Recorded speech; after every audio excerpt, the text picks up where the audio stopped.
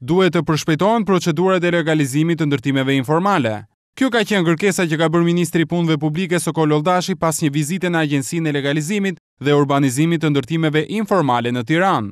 Oldashi tha se ky proces është në rrugë të mbarë dhe shumë shpejt do të përfundojë. Procesi është duke ecur në ritme të mira, megjithatë kërkohet që unë i kërkova stafit të Drejtorisë Rajonale të Tiranës është një përshpejtim më tejshëm drejt fazës përfundimtare të procesit për dhënien e së legalizimit për të gjithë banorët e ndërtesave informale.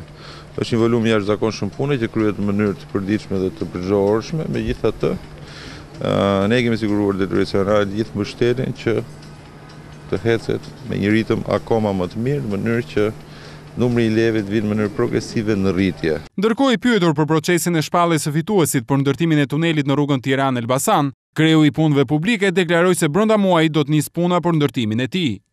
Pas nesër është afati kur ne ja përcjellim listën e ofertuesve, pra përfshi dhe fituesin Agjencisë Prokurimit Publik. Mbeten prapë 7 ditë në dispozicion të Komisionit të Prokurimit Publik për të vlerësuar ankesa të mundshme dhe më tej shkojmë drejt lidhjes kontratës dhe fillimit konkret të punimeve në tunel.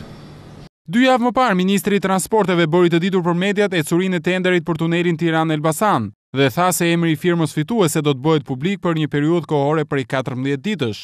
Rruga Tiranë-Elbasan do të jetë e gjatë 31.5 kilometra dhe do të përshkohet nga një tunel 2.5 kilometra i gjatë me 4 korsi.